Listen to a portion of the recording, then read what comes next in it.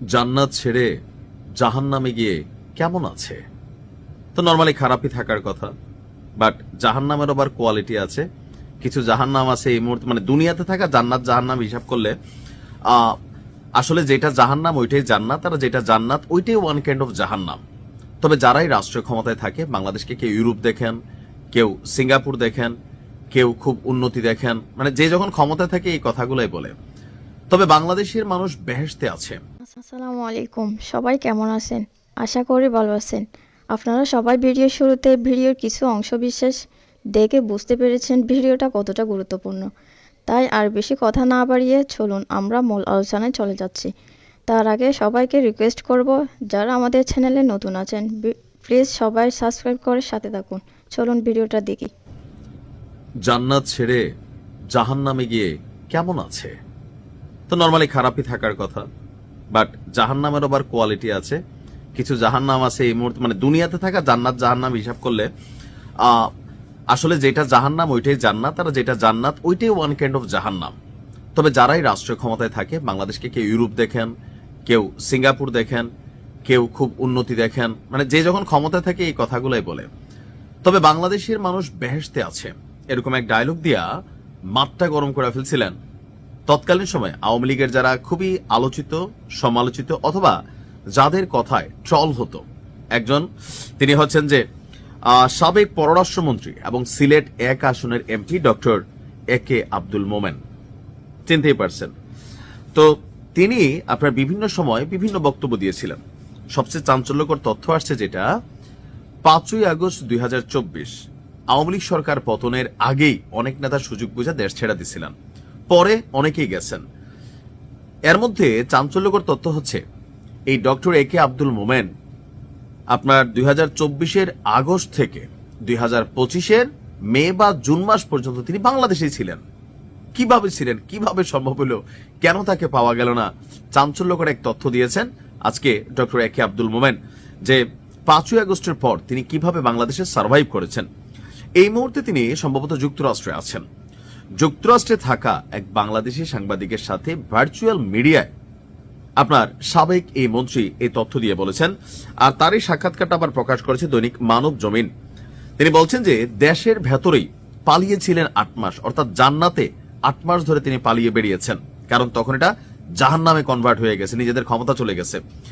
ধরা পড়ার ভয়ে একাধিকবার বাসা বদল করেছেন। এখন ওনার চেহারাটা এত পরিচিত যে উনি রাস্তায় যে বের হবে, এক কাপ চা খাবে, বাজার হাট করবে, সুযোগ ছিল না। আবার ধরেন কোনো বাসা ভাড়া নিবে, সে বাসার মালিক যিনি তিনি যে ধরাই দিবেন না এটারও কিন্তু গ্যারান্টি ছিল না।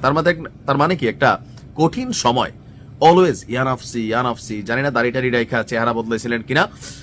এরপরে বলছেন যে মোবাইল ফোনের সিম বদলাইছেন 8 মাসে 6 বার। কেন? একটা মোবাইলে যখন কারোর সাথে কানেক্টিভিটি হয়ে যাচ্ছে, আর আজকের দিনে জানেন যে তথ্য প্রযুক্তির এই যুগে আপনি কোথায় আছেন, আপনার সাথে থাকা মোবাইলটা অন থাকলেই বাংলাদেশের সীমানার যেই কোনো জায়গায় যে চিপা ডাঙ্গায় থাকবেন, আর পুলিশের কাছে যদি তথ্য থাকে যে এটা আপনিই ব্যবহার করছেন, আপনাকে ধরা এক জাস্ট 2-4-10 ঘন্টার ব্যাপার। তো সেই কারণে 6 বার তিনি মোবাইলের সিম চেঞ্জ করেছেন। এমনকি চেহারায় এসেছে আমূল পরিবর্তন, দাড়িও রাখছেন। এখন দাড়ি না রাখা তো উপায় নাই, কেননা আপনার সালমান এফ রহমানের দাড়ি ছিল, কাইটা ফেলছে, যেন মানুষ সালমান এফ রহমান কল্পনা করলে এরকম চোখ বন্ধ করে সাদা দাড়ি মুস্টুস, হঠাৎ করে যখন মুস কাটছে আমার কাছে মনে হয়েছে বয়সটা এত বেশি না যতটা বয়স্ক মনে হয়েছে। তো মোমেন সাহেব করছেন উল্টা, দাড়ি রাখছেন। যাক, একটা সুন্নতি কাজ তিনি করছেন। 1 বছরের অধিক সময় তিনি অন্তরালে ছিলেন, খোঁজখবর পরিবারের খুব কাছের লোক ছাড়া কেউই জানতো না।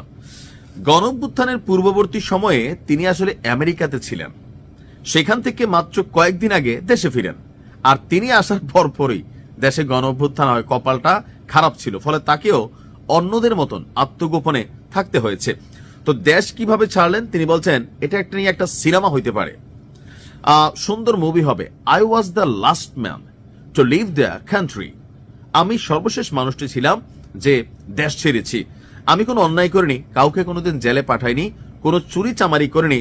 সো আই ওয়াজ কনফিডেন্ট আমি কেন পালাবো। কিন্তু যখন কর্নেল সাহেব আমাকে ফোন করে বললেন sir we will protect you, তখন সবাই আমাকে বলল স্যার আপনার নম্বর পেয়ে গেছে, আপনি এখান থেকে পালান। অর্থাৎ আর্মি থেকে কোনো একটা ফোন গিয়েছিল। তো আমি কোনো আত্মীয় স্বজনের বাড়িতে যাইনি, আমার সব আত্মীয় স্বজন পাবলিকলি নোন, অর্থাৎ তাদেরকে সবাই চিনে। আমি অন্যান্য লোকের যেমন রেন্ট হাউসের বাড়িতে ছিলাম, এটা আমার খুব কাজে দিয়েছে। এক বাসার মালিকের সঙ্গে দেখা হয়েছিল, সেই মালিককে আমি জিজ্ঞেস করলাম, আপনার এগুলো তো সুন্দর। উনাকে আমি আগে চিনতাম। উনি এসে বললেন, আমরা গার্মেন্টস ব্যবসায়ী, হোটেলে আমাদের বায়ারকে রাখি না, বাসায় রাখি, এজন্য বাসা সুন্দর করে রাখি। এখন যেহেতু দেশে কোনো বায়ার আসতেছে না, কেউ আসলে সিঙ্গাপুর বা ব্যাংকক পর্যন্ত আসে, ঢাকায় ভয় পায় আসে না, সেই জন্য সব খালি, তার জন্য আপনি ভাড়া পাচ্ছেন। আমি পালিয়ে ছিলাম যাতে বাইরের কেউ চিনতে না পারে, মবের জ্বালায় অস্থির ছিলাম। নাপিতের কাছে গেলাম, এক বাসায় গেলাম সার্টেন টাইমে, ওই বাসায় এক নাপিত এলো, সেটি আমার বাসা না, আরেকজনের বাড়িতে, যাতে ওই নাপিত কাউকে বলতে পারে না কোথায় আমার সঙ্গে দেখা করা হয়েছে। মানে তিনি নিজের বাসায় চুলদারি না কাটটা আরেকজনের বাসায় নাপিত এনে চুলদারি কাটছেন, যদি নাপিত গিয়া বইলা দে। আচ্ছা, আমার বউয়ের প্রেসারে এবং ওনার বুদ্ধিতে বের হয়েছি। এই যে বের হয়েছি, কিছু জানি না, কারণ আমি তো ফোনে কথা বলতে পারি না। She make this arrangement. মহিলাদের উপর ভরসা রাখা উচিত, যারা হালকা নিচ্ছেন যে বেরিয়ে এতে কি বুঝে, তুমি কি বুঝো? মুসলিম ভাইয়ের বউ মাঝে মাঝে এই একটা কয়, তোর বাইরে যদি ভালো একটা বুদ্ধি দেই, বেরিয়ে এদের কথা কি বেড়াইতে হনে? আসল পুরুষ সে শোনে না, সে মর্দ পুরুষ, মানে অনেকটা এরকমই আর কি। তো ওনার বক্তব্য হচ্ছে যে ওনার বউই ওনাকে বাংলাদেশ ছাড়ার যে যত পরিকল্পনা বা যত অ্যারেঞ্জমেন্ট আছে, এটা উনি করছেন।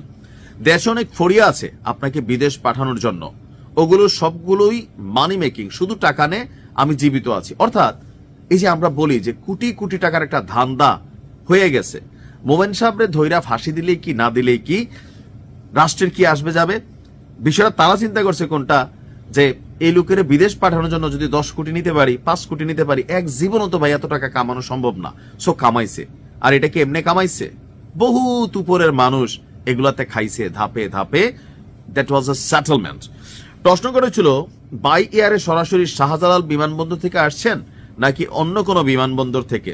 তিনি বললেন, না না না, বিমানবন্দর তো আপনি যেতেই পারবেন না, ধারে কাছেও না, এটা পালাই আসছি, বিভিন্নভাবে পালিয়ে আসছি, বলা যাবে কোনো এক সময়।